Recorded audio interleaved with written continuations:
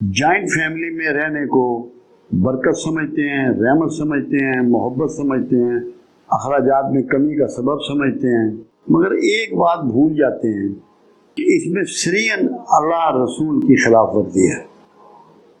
اس بات کو فراموش کر دیا ہے، کیونکہ جوائنٹ فیملی میں اکثر بھائی ساتھ رہتے ہیں، کبھی کبھی کوئی بہن ساتھ رہتی ہے، کسی کا چچا ساتھ رہتا ہے۔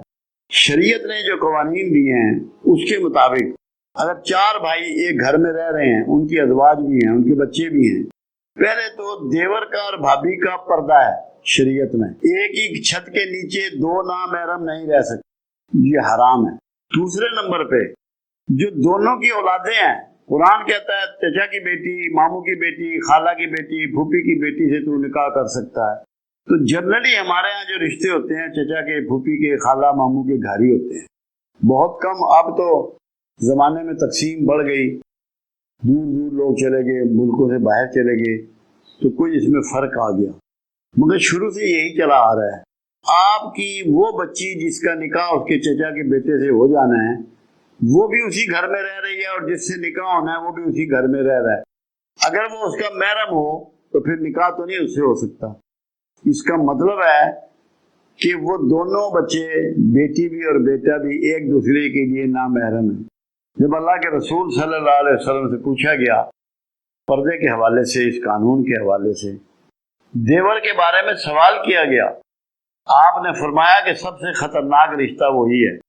تو اس کی شرعی حیثیت کوئی نہیں ہے، یہ صرف جذباتی معاملہ ہے جس سے تعلقات بلکہ خراب ہوتے ہیں آپس میں۔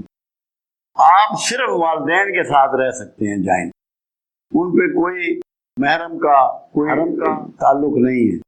باقی آپ کسی کے ساتھ، چچا ہوں، بھتیجے ہوں، بھائی ہوں، ان کے ساتھ آپ نہیں رہ سکتے، شرعاً یہ جائز نہیں ہے، کیونکہ ایک ہی چھت کے نیچے نامحرم نہیں رہ سکتے۔ کاش ہماری سمجھ میں یہ بات آ جائے۔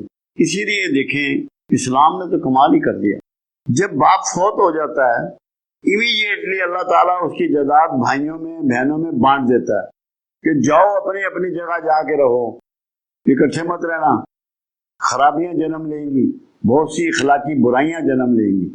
اخلاقی برائیوں سے اسلامی معاشرے کو بچانے کے لیے، خرابیوں سے اسلامی معاشرے کو بچانے کے لیے شریعت نے یہ احکام نازل کیے۔ ہم لوگ جذباتی طور پہ اس کو اپنائے ہوئے ہیں، شرعاً یہ جائز نہیں ہے، اس کی احتیاط کرنی چاہیے۔ اپنے گھروں میں میاں بیوی اور اس کے اپنے بچے ہونے چاہیے جو سب ایک دوسرے کے محرم ہیں۔ ساس سسر بھی محرم ہوتے ہیں۔ اگر ایک شوہر کے نکاح میں 2 بہنیں ہیں تو وہ ایک بہن محرم ہوتی ہے اس کی، کیونکہ اس سے نکاح نہیں ہوتا۔ مطلب آپ دینی طور پہ یہ سمجھ لیں کہ کون محرم ہے اور کون نامحرم ہے۔ بہت سے نامحرم اکٹھے نہیں رہ سکتے، یہ شرعاً جائز نہیں ہے۔